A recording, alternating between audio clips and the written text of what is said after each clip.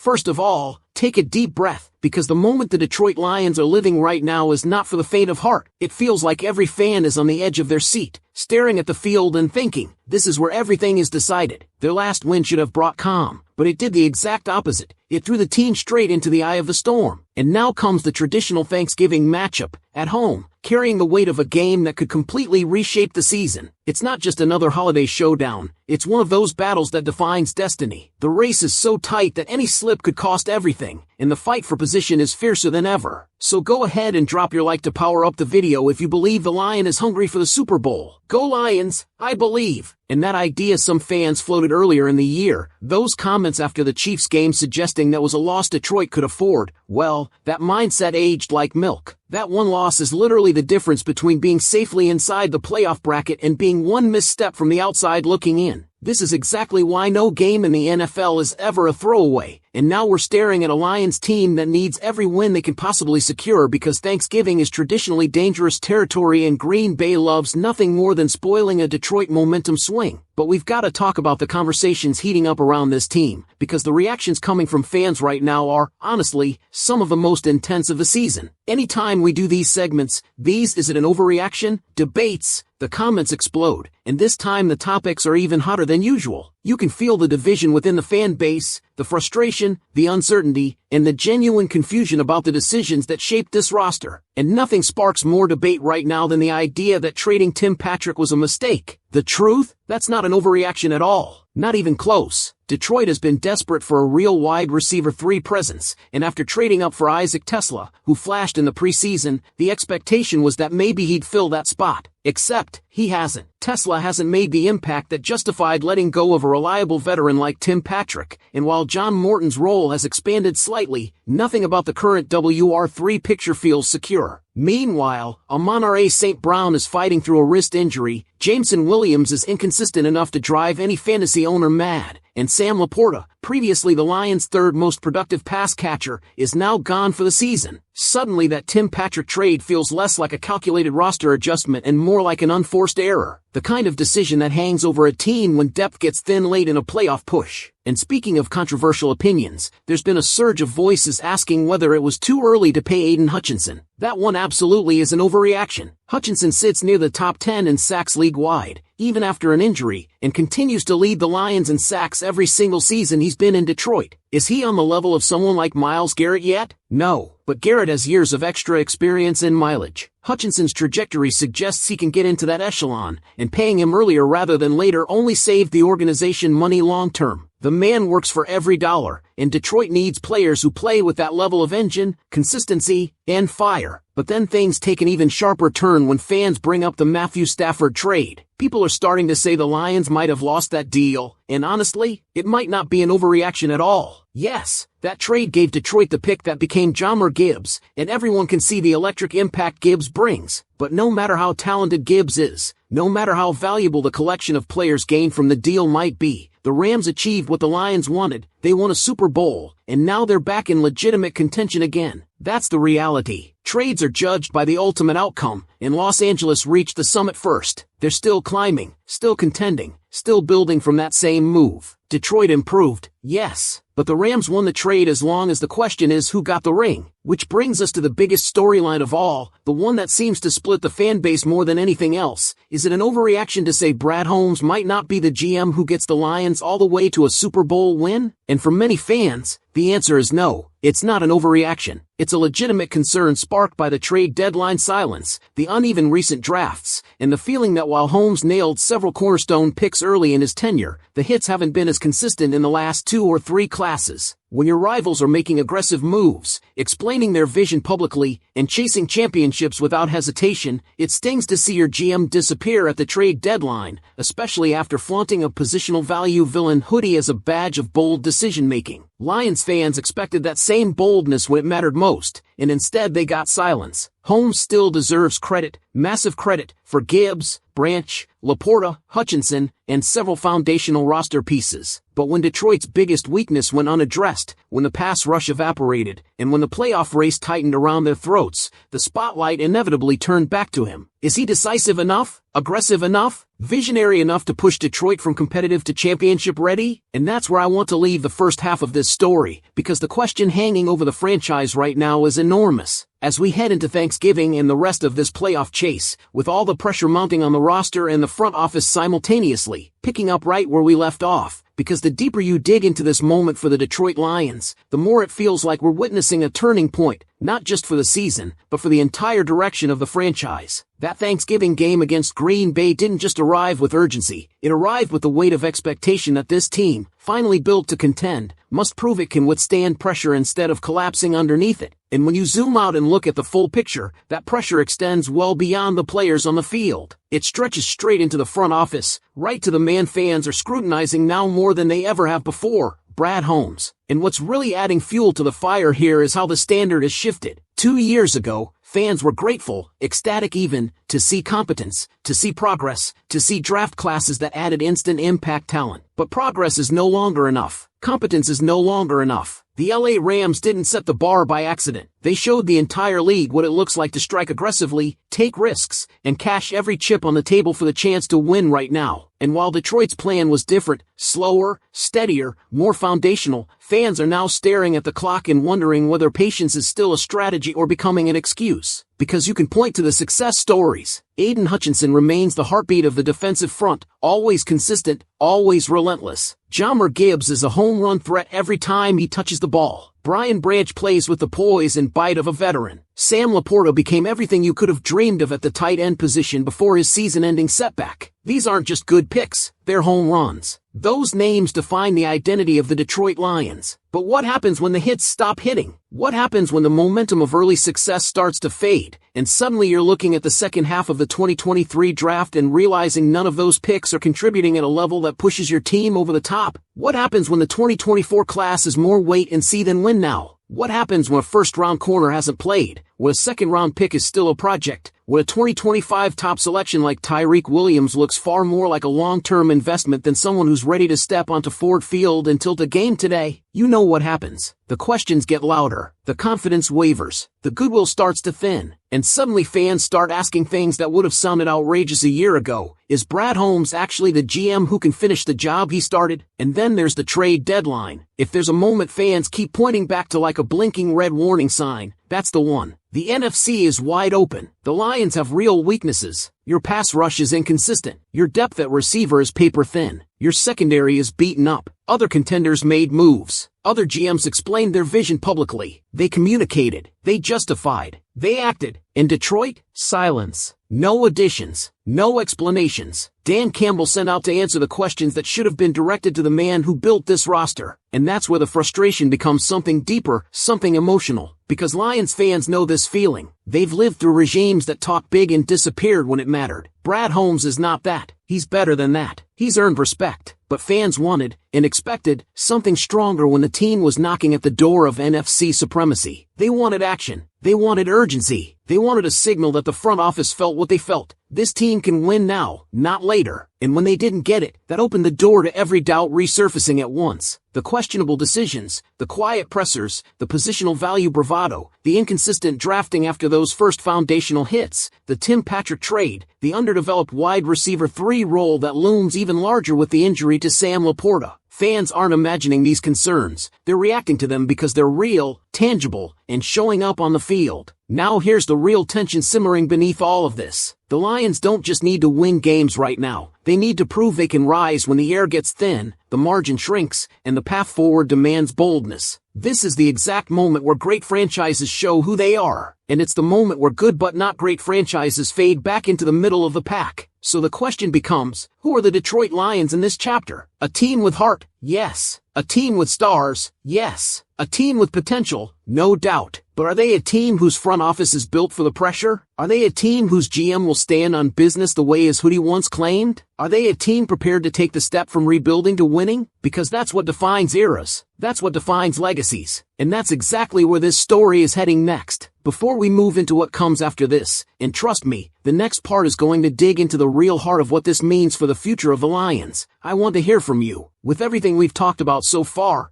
What's your honest take on the direction of this team? Jumping right back in, because the deeper this conversation goes, the more it becomes clear that the Detroit Lions are standing on a razor's edge between the team they've been and the team they're desperately trying to become. And this next stretch of the season isn't just about wins and losses anymore, it's about identity, accountability, and whether this franchise has the backbone to finally push through the wall that's held them back for decades. When you look at the path the Rams took, the same Rams who benefited from the Matthew Stafford trade, you see a team that didn't hesitate. They acted with conviction, they sacrificed future picks, they bet big on today, and they got the ultimate payoff, a Lombardi trophy. That trade is still paying dividends for them. That's why fans feel that sting. Because at some point, every contender reaches that crossroads where patience shifts to urgency. The Rams saw their moment and threw everything at it. Now the Lions are staring at their own version of that moment, except the reaction hasn't matched the opportunity. And that brings us right back to Brad Holmes. Fans aren't questioning the good he's done. Nobody is rewriting the history of Gibbs, Branch, Laporta, Hutchinson, or the foundational pieces he nailed early on. The frustration comes from the decisions that have followed, the conservative approach when aggression was needed, and the failures that now hit louder because expectations have risen. The entire narrative shifted the moment Detroit proved last year and early this year that they weren't just a scrappy turnaround story anymore, they were a legitimate threat in the NFC. But threats don't stay threats if they refuse to adapt. A wide-open conference became even more vulnerable, contenders exposed cracks, and the Lions stood still. The front office's silence at the trade deadline wasn't just disappointing, it signaled caution at a time when fans expected hunger. You cannot wear the positional value villain identity publicly and then retreat when the stakes get real. That contradiction is exactly why fans are beginning to challenge Holmes in ways we never saw before. And let's be real, the roster's limitations are showing. Without Sam Laporta, the passing attack lost one of its most reliable weapons. The WR3 position, already thin after moving Tim Patrick, has offered nothing resembling consistent help. The pass rush outside of Aiden Hutchinson still doesn't have the teeth needed to disrupt top playoff caliber offenses. The secondary is still vulnerable, and with the margin in the NFC playoff race tightening to a half-game separation, every one of those issues becomes amplified. It's not about panic, it's about reality. This is where great GMs earn their reputation, not when times are easy, but right now, when fans demand answers, when weaknesses are exposed, when pressure hits from every direction. And right now the biggest frustration isn't even the mistakes, every GM makes those. It's the silence, the lack of transparency, the absence of accountability at the trade deadline. Fans don't just want action, they want honesty. They want to know the plan, especially when the team is on the cusp of something bigger than anything Detroit has tasted in decades. And that's why this moment is critical. Not do or die in terms of long-term franchise health, but do or die in terms of building trust. Holmes has built a foundation strong enough to compete, but competing doesn't mean winning. Competing doesn't mean hoisting a Lombardi. Competing doesn't silence critics. Finishing does. Executing does. Rising to the moment does. And if this Lions team falls short again, especially when the NFC landscape is this forgiving, the conversations in the offseason are going to be louder, sharper, and far less patient. That's why every snap, every decision, every adjustment from here on out is going to be scrutinized. Lions fans aren't being dramatic. They're not overreacting. They're seeing the window that's open right now, and they're terrified it could close if the organization doesn't step into the urgency of this moment. Because as much as we talk about culture, about draft classes, about slow and steady growth, the truth is simple. Opportunities like this don't wait forever. And that leaves us with the next massive question that's about to define everything that comes next. Not just this season, but the legacy of this regime and the future of this franchise. And as we push even deeper into this conversation, what really stands out is how much of this pressure isn't just external, it's internal. Inside the building, inside that locker room, inside that front office, everyone feels what's at stake. This isn't the early rebuild anymore. This isn't the grit and patience phase anymore. This is the moment where you find out whether all those tough drafts, all those hard practices, all those culture-shaping decisions were building toward something powerful, or whether they were simply steps toward becoming a good story, instead of a great team. Because let's be honest, Detroit has had good stories before. They've had moments of hope before. But this team was supposed to be different. This team was supposed to take the next step. And when you look at what's unfolding, it feels like the franchise is hovering right at the threshold between becoming a perennial contender or slipping back into that familiar middle ground the fan base has been trapped in for decades. The Rams comparison keeps coming back for a reason. It's not about wishing the Lions did everything the same way. It's about noticing the difference in mentality. The Rams didn't ask, what will this look like in 2 years? They asked, how do we win the Super Bowl right now? And the bigger question underneath all of this is whether the Lions are willing to adopt that same mentality when the opportunity is staring them in the face. and you can feel the tension in the players' performances. Every mistake is heavier. Every missed sack opportunity. Every stalled offensive drive. Every defensive breakdown. Because the team knows the window is real, and they know the critics aren't wrong to expect more. When your division rival is breathing down your neck, when tiebreakers loom large, when the NFC is wide open and begging for someone to take control, you don't get the luxury of slow playing the moment. You either seize it or someone else will. That's why the fan conversation around Brad Holmes has shifted. Not because people doubt his intelligence or deny the incredible hits he's made early on, but because a great GM doesn't just build a team. He recognizes when the time is right to push all the chips in. And the question haunting every Lions fan right now is whether Holmes recognizes that the time is now, not next year, not the year after, not somewhere down the line. Because players like Amon-Ra St. Brown, Aiden Hutchinson, Brian Branch, Jahmyr Gibbs, they're ready to win right now. They're playing like guys who believe they should already be in the NFC's top tier. They're fighting like it every single week, but they can't do it alone, and they can't compensate for the roster holes that are too obvious to ignore anymore. The pass rush outside of Hutchinson, the lack of WR3 development, the thin secondary, the missing presence that would have been filled by someone like Sam Laporta. These aren't minor issues. They're the kinds of issues that separate playoff-caliber teams from championship-caliber teams. And that's why this stretch of the season is so defining. Every week from here on out will reveal something about the coaching, about the players, about the chemistry, about the mentality, and about the front office. And if the Lions come out of this gauntlet fighting, winning, and proving they belong among the best, then this entire conversation shifts into one of belief, trust, and validation. But if they stumble, or collapse, or show the same patterns that have haunted this team across generations, then the offseason becomes a battlefield, one where every decision, every pick, every missed opportunity gets dissected in a way this franchise hasn't experienced since